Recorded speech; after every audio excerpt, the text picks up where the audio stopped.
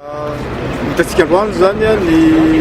prestation de serment na fianianana zay nataon'ireo polisy misahana ny fanajariana ny tany.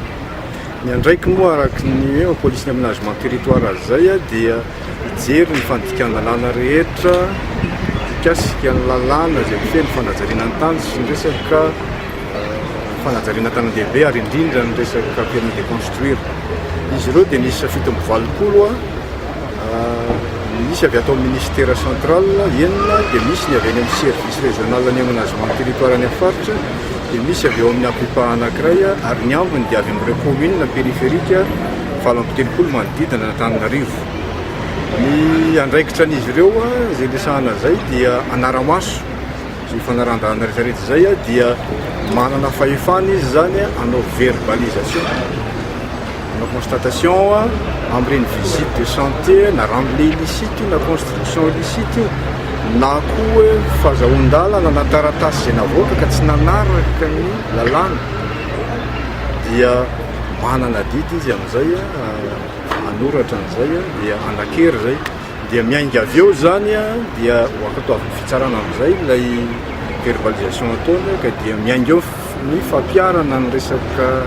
sanction administrative sy pénal rehetrarehetra. Zany hoe zao zany dia efa afakytsika zany zao mampiditra amin'izay ny dossier an'ireo olona zay manao remblai illicite zay hitantsika fa tena nirongatra be dia be mihitsy tato ato tamin'ity crise ity ny teny araka mafisina eto zany dia zao hoe tsy misy prescription na hoe tsy mety azo vonoina ny resaka tsy fanaran-dalàna mikasika ny urbanisme sy ny aménagement. Fa rehefa nisy remblai illicite eo anao 10 taona aza dia azo enjehana foana ianao na dia efa nisy trano teo ambony. Ka zay no antso ataonao amin'izao fotoana zao dia tato Antananarivo nandritra nyity crise ity dia mirongatra mihitsy mafiahan'ny remblai tato ato. Ka dia efa mampilaza ministère fa manana sary avy amin'ny zanabolana ahitana hoe inona ny endriky le tany teo aloha, inona ny misy azy amin'izao fotoana izao, ka tsy maintsy anampy amin'ireo roanjato zay fanaovana verbalisation hatramin'ny 2016 ireo olona manao remblai illicite amin'izao. Raha andresahana ny resaka remblai dia tsy misy autorisé ato Antananarivo afa-tsy ny eny amin'ny bypass zay misy plan d'urbanisme de détail mazava sy ny apita tafika. Ny eto Antananarivo renivohitra sy ny laniera rehetrarehetra dia tsy misy remblai autorisé na dia iray azy. Ka azonareo raisina tsara zany reny remblai reny dia fampidiritsika ao anatin'izay asan'ny polisy ny aménagement. Ny tantsika zany dia zao mba hiatsara amin'izay zany ty rehafin'ny fitratranana tanan-dehibe sy ny resaka fanajariana ny tany ity rehefa miasa ireo polisy ireo dia natao koa izy ireo tsy ho an'ny olona ihany fa na ho an'ny tompony raikitra zay madika lalàna koa dia azo ny atao manao ny verbalisation. Io zany dia ny tao anatin'ny fampiarana ny lalàna tamin'ny lanitsika tamin'ny 2016 2015 052 sy ny 51 kasika ny fanajariana ny tany sy ny fanajariana tanan-dehibe.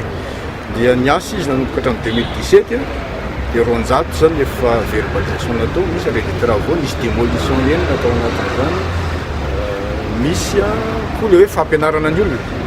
anara-dalàna fa tsy voatery hoe fandrodana na famaizana ihany akory. Fa raha ohatra ka hoe tokony adin'ny olona ny manao ny dossier ka azo atao zany dia mpianatra koa polisy zay tanterahany olona zany miasa efa navarako teo rehefa anatin'ny toerana rehetra zay voalazan'ny drafim-panajarian'ny Antananarivo fa tsy azo totofana nefa mbola misy an'izany dia tsy maintsy mampiditra dossier zany miainga avao ny fanenjena rehetrarehetra na satria voalaza ny lalàna fa ny tompon'ny tany zay manao an'ilay fandikan-dalàna ny orinasa zay manao an'izany asa zany ny architecte na misy ingénieur zay miasa ao anatin'izany dia azo enjehana avokoa zany amin'ireny tsy fanaran-dalàna reny mikasika ny fanajariana azy.